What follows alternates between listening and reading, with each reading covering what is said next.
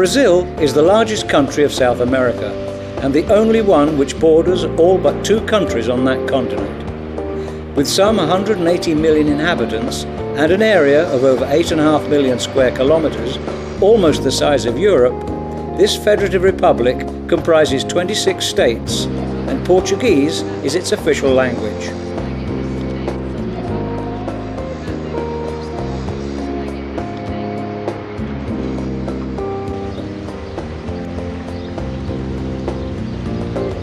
Brasilia is a new town whose construction began in 1956 on the orders of the then President Kubitschek. As early as 1960, the state administration apparatus was moved from Rio de Janeiro to Brasilia, which was declared the country's capital. The area of the town is a federal district which does not form part of any of Brazil's federal states. The construction project was managed by Lúcio Costa, and the entire city is permeated with the spirit of modernism. So much so, in fact, that in 1987, UNESCO declared it a cultural monument of world humanity. Today, more than 2 million people live here. Key government departments, including the President's Office, Congress and Supreme Court, are housed in the Plaza of the Three Powers.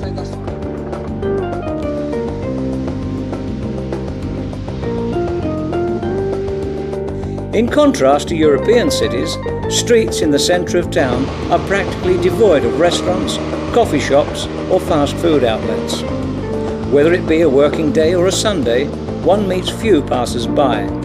The streets and crossroads being often as much as 100 metres wide, they are hardly suited to pedestrian traffic.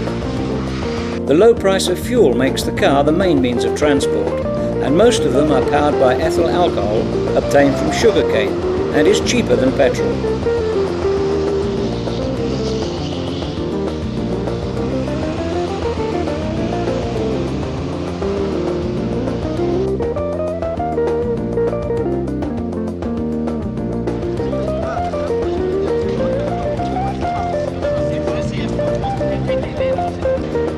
The modern steel and glass buildings of Brasilia rise from the surrounding dry savanna like a mirage.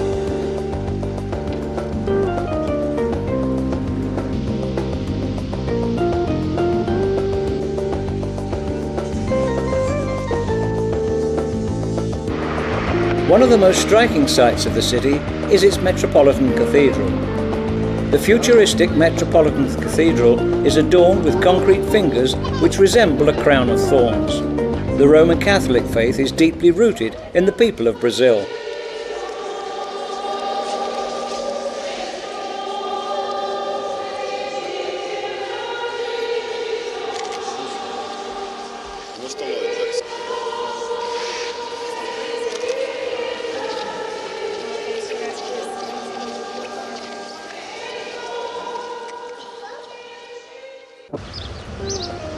The capital of Brazil, the city lies in the country's south-central interior and developed as a planned city rather than one that grew organically from its location.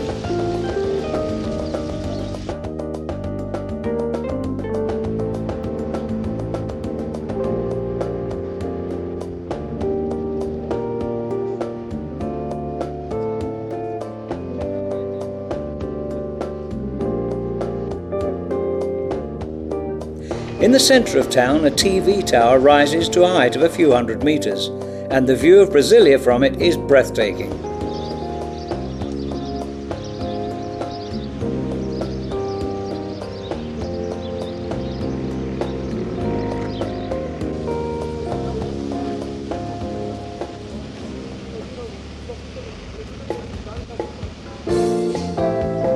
In 2001, Brasilia hosted the 13th World Congress of Speleologists, a congress held every 4 years in a different country. This is the first time since 1953, when it took place in France, that the congress is being held in the southern hemisphere.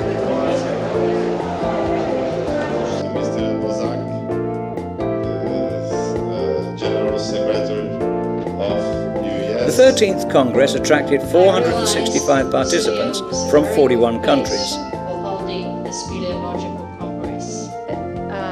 Conference advances on cave management. The UIS held 2 sessions, new representatives were elected, and Julia James handed over the presidency to Jose Ayrton Lebagalini. The report from the General Assembly on this. That's as if it is very important. Pause for a moment, because I am not capable. It was decided that Athens would host the 14th During Congress. this last 4 years, have lost Jimenez from Cuba. In spite that they are in some, those regions are established. Thank you. As is the case with such events, we were able to attend interesting addresses, enhanced by superb multimedial presentations.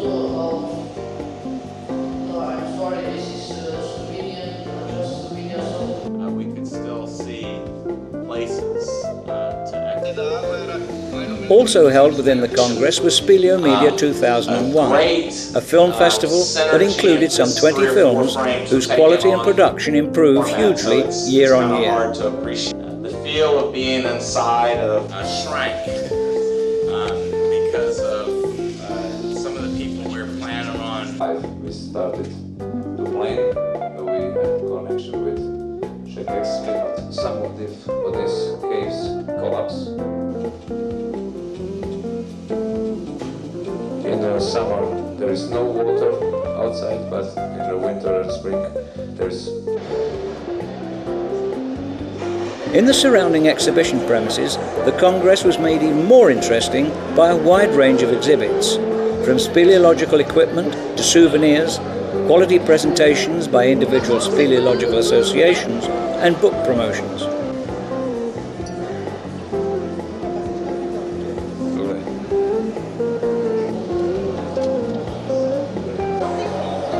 Particularly valuable was the opportunity for exchange of experience with colleagues from all over the world.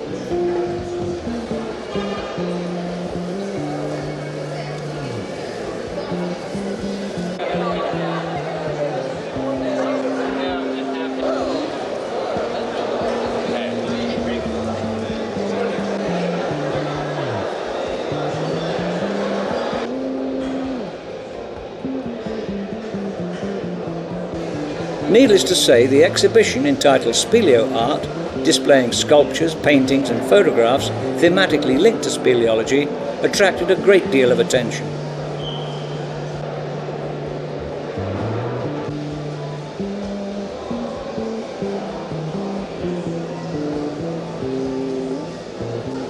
We may conclude then that the Brazilians proved themselves to be excellent organisers and warm hosts of the 13th International Speleological Congress.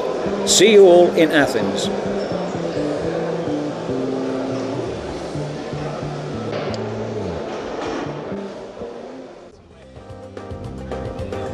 With the Congress over, we were given a unique opportunity, together with 12 other speleologists from all over the world, to visit the caves in the Terra Ronca area, in the northernmost part of the central region of Goiás. Northward bound from Brasilia towards the small town of São Domingos, some 500 kilometers away, we travel in the company of speleologists from Australia, Canada, Hungary, Japan, Germany, Brazil, the USA and Croatia. In São Domingo, we were joined by 3 Englishmen who spent several days with us. It was there that we also met up with 2 Indian guides, Ramir and his son, born close to several very extensive and complex caves. Among themselves they communicated in their own language, but they were equally proficient in Portuguese and their assistance proved invaluable.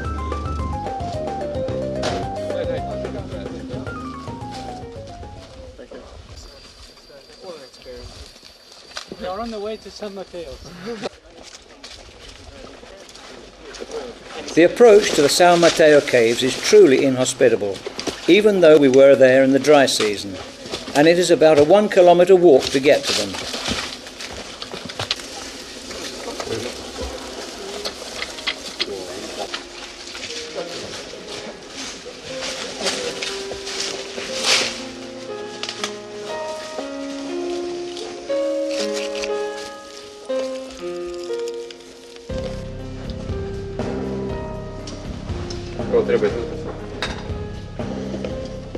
The entrance to the cave is steep indeed, and great care must be taken.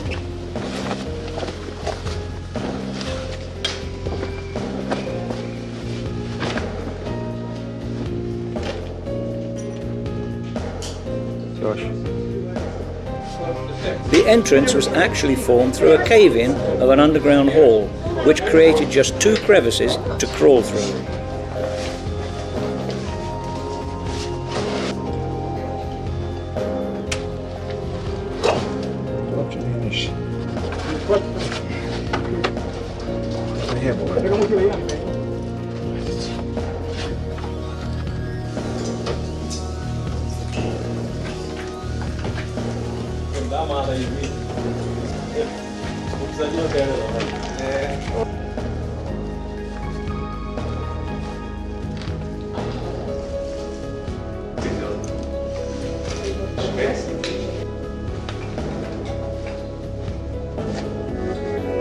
The main characteristic of Brazilian caves, which sets them apart, is that the temperature within them is significantly higher than in the caves of Europe, Northern Africa, North America or Asia, where we ourselves have made explorations to date. In this particular cave, but also in others within this area, the temperature is 24 degrees Celsius, and it took us some time to adjust.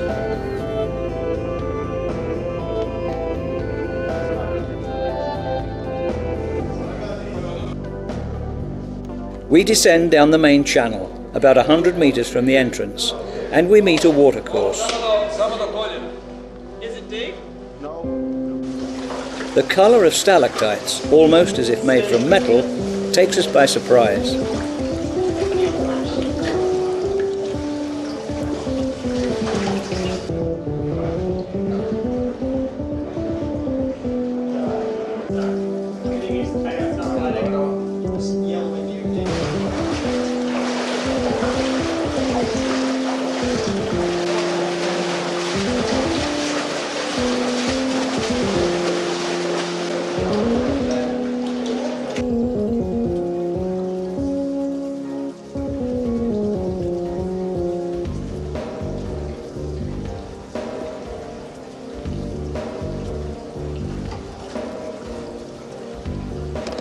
Our route now takes us upwards to a small hall where we come upon and film hundreds of helictites, dripstones forming in all directions.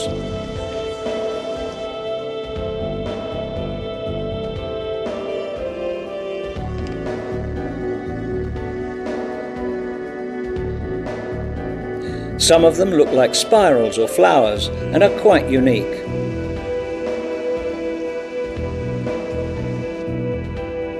The place teems with thousands of insects attracted to our carbide lamps.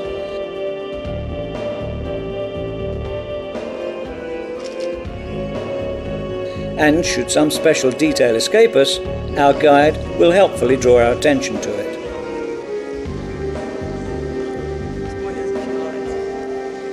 It's kind of neat having this sort of thing.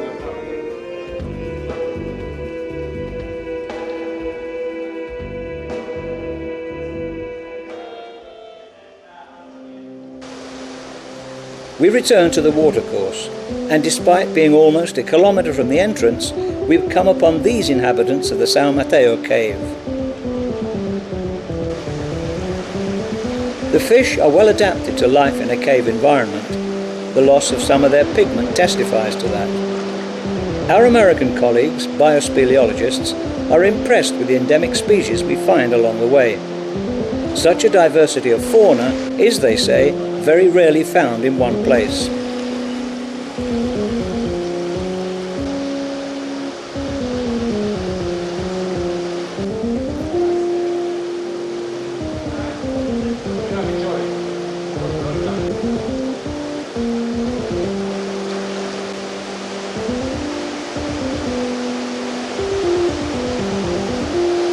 Our route now takes us to a steep pass, where the narrow passage makes an underground river run faster and stronger.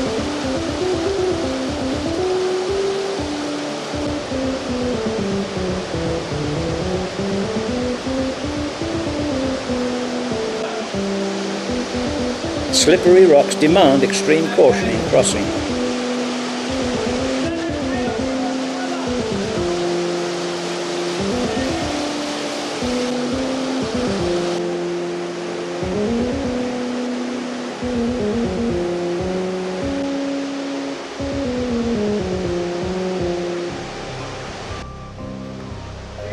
We come across ever new and interesting details well worth filming.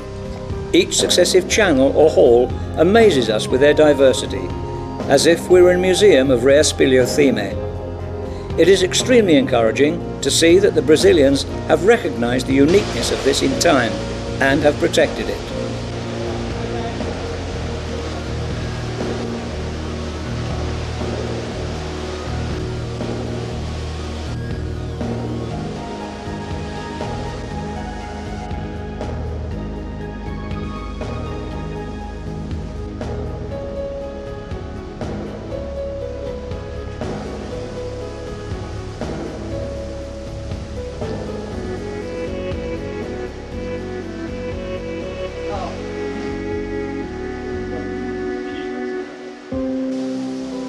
So far we have covered some 5,000 metres of channels and halls with active watercourses, and we saw and filmed exceptionally rare speleotheme and quite unique and endemic species of cave fauna.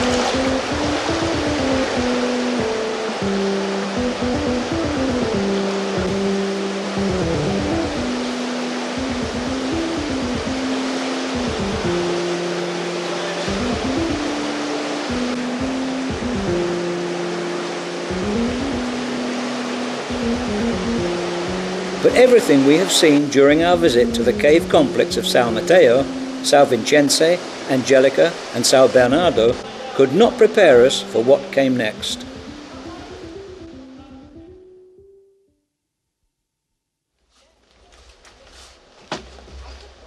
Questo nostro guido, Ramiro.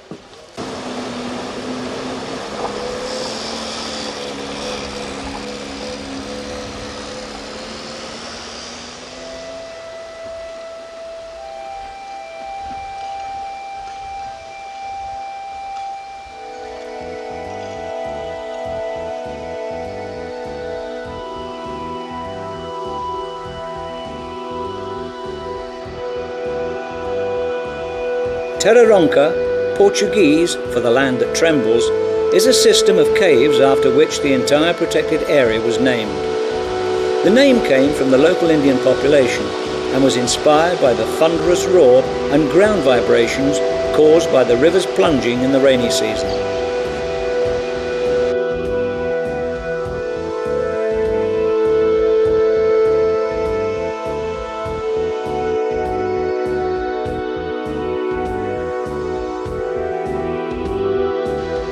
With its height of 80 metres, width of 100 metres and length of 300 metres, the entrance hall is truly impressive.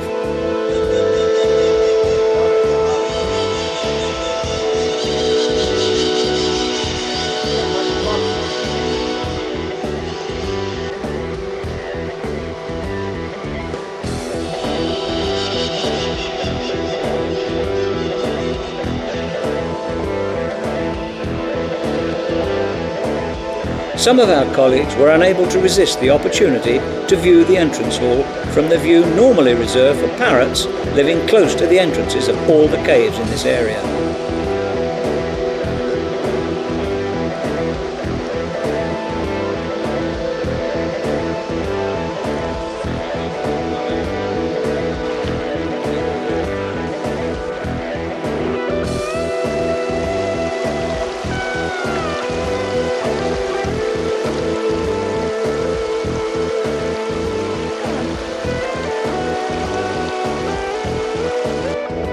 The size of these reservoirs bears witness to the force of water droplets that form them.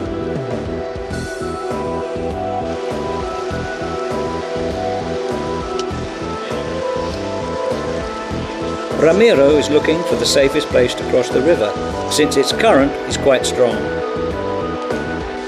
One last look towards the entrance and then we're off, picking our way carefully along the very edge of a steep cliff. In order to negotiate Terra Ronca 1, difficult terrain forces us to frequently cross the river and to climb steep cliffsides. But we have Ramiro, and despite the total darkness, he can pick spots for the safest crossing.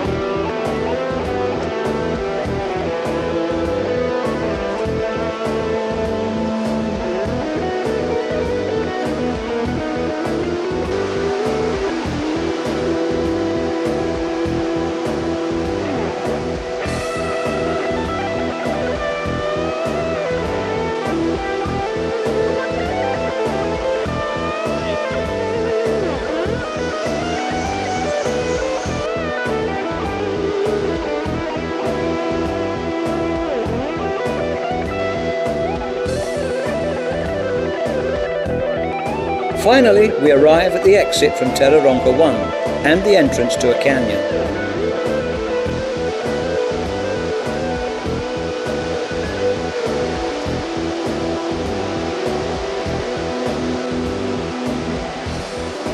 Before we enter the canyon, Ramiro warns us to be careful where we tread and what we hold on to, since this area abounds with snakes, insects, even plants, the stings of which all could have serious consequences.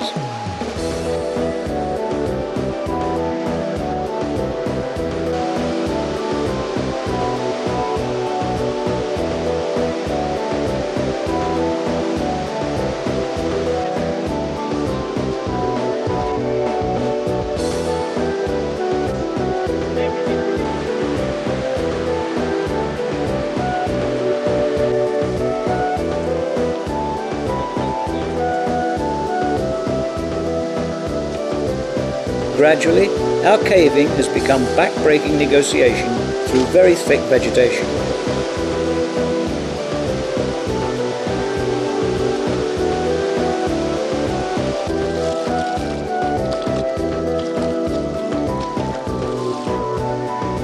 Only from the vantage points of river crossings can we appreciate the height of the canyon walls, towering some 100 meters above us.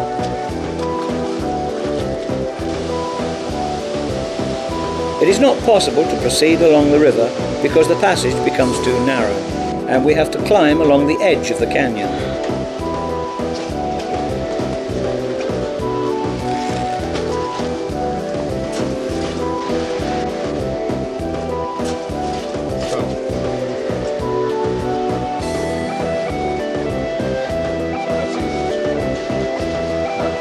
And although the canyon is only a kilometer long, the difficult terrain makes it seem much longer.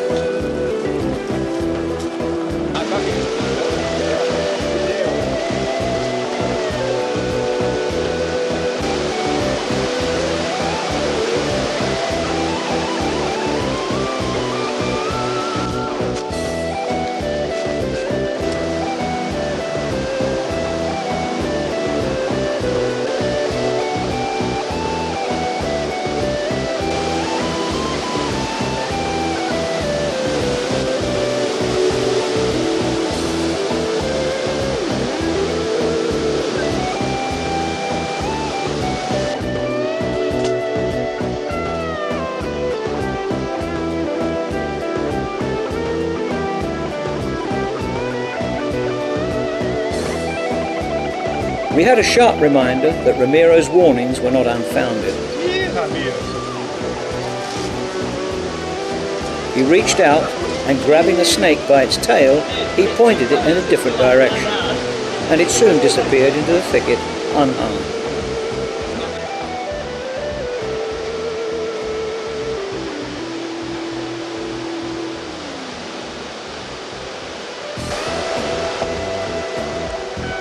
At last we reached the entrance to Terra Ronca 2, but here, from the entrance itself, we can discern the exit.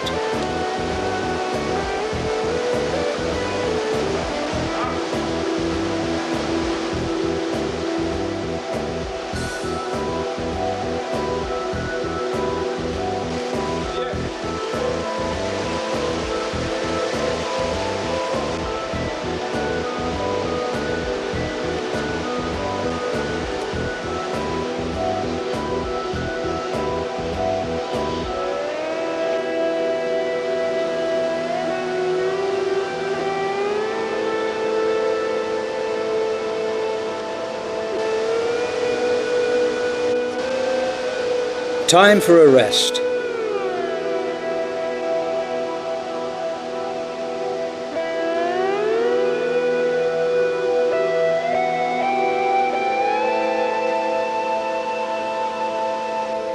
The cliffs rising above the river reach a height of 300 meters. Once upon a time, this used to be one vast cave hall, but its ceiling caved in due to gravitational karstification process and by inverse karstification.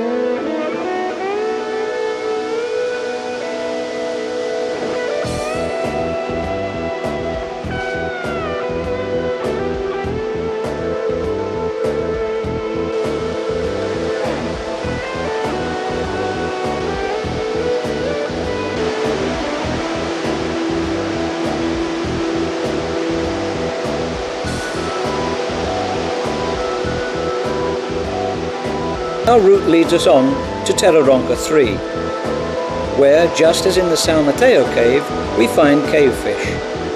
And they seem to find pieces of banana very tasty. They are not short of food though, since the strong river current brings a sufficient amount, and they are well adapted to life in darkness, as their noticeable loss of pigment proves.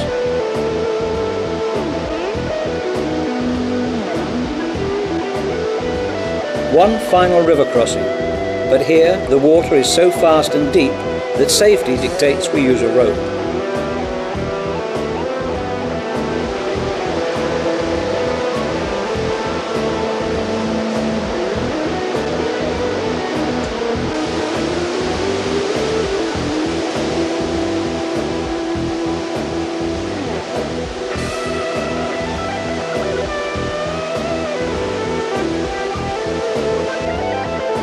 It only remains for us to express our pleasure at being given the opportunity to visit and film these exceptional caves of Brazil, which few foreigners have been able to see. And we cannot thank our hosts enough for the trust they showed in us.